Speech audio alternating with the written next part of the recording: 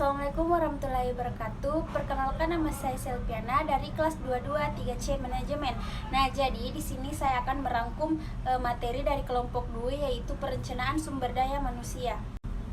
Jadi, pengertian perencanaan sumber daya manusia. Perencanaan sumber daya manusia atau Human Resource Planning (HRP) merupakan proses peramalan yang bersifat sistematis dengan cara menghubungkan kebutuhan sumber daya manusia suatu perusahaan dengan strategi dan tujuan perusahaan. Nah, adapun manfaat dan fungsi perencanaan sumber daya manusia adalah untuk menganalisis dan mengevaluasi kebutuhan sumber daya manusia dalam perusahaan.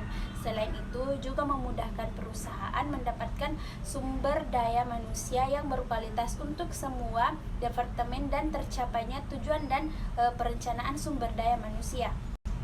Metode perencanaan sumber daya manusia ada dua, yaitu metode ilmiah dan non-ilmiah. Yang pertama, metode ilmiah. Perencanaan sumber daya manusia menggunakan metode ini melakukan pendekatan yang lebih sistematis dan berbasis pada data serta analisis objektif.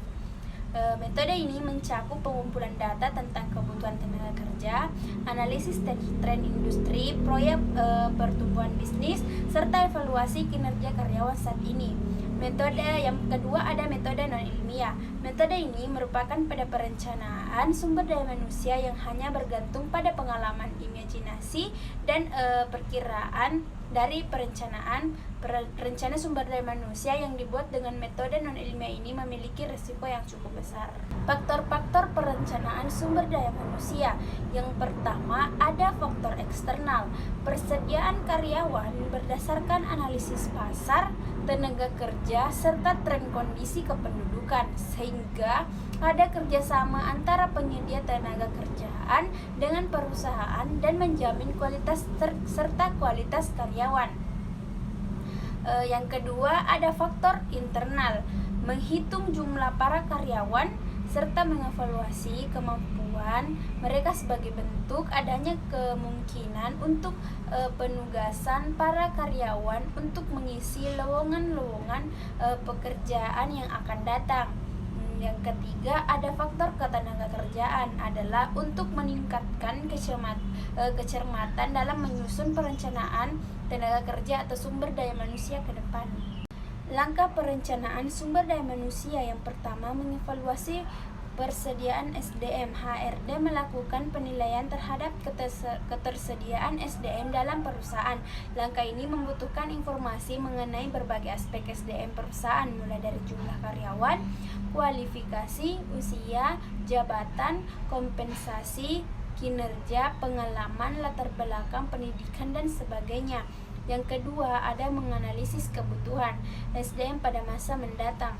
HDR akan melakukan analisis terhadap kebutuhan SDM di perusahaan pada masa mendatang.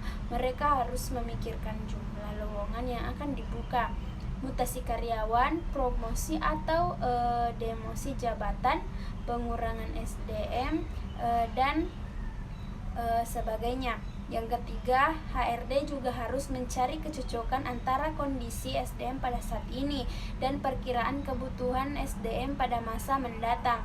Hasil kecocokan tersebut dibuat dalam bentuk demand forecast atau perkiraan permintaan. ADR juga harus mengetahui strategi dan tujuan bisnis dalam jangka panjang untuk memenuhi kebutuhan perusahaan terkait SDM. 4. Memperkirakan kesenjangan SDM selain membandingkan permintaan dan ketersediaan SDM. ADR juga harus memperkirakan kesenjangan SDM yang mungkin terjadi dalam perusahaan. Hambatan perencanaan sumber daya manusia. Yang pertama, tujuan yang tidak tepat. Yang kedua, sistem kompensasi yang tidak tepat.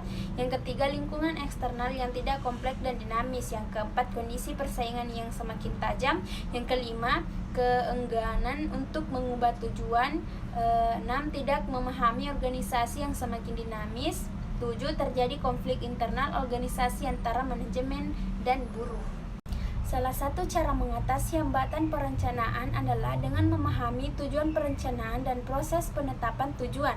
Meskipun bukan salah satu dalam mengatasi masalah, tetapi paling tidak dapat membantu pengambilan keputusan. Sistem informasi dapat pula membantu pencapaian efektivitas perencanaan. Alat bantu ini diharapkan dapat meminimalkan tingkat risiko dan ketidakpastian hasil yang ada.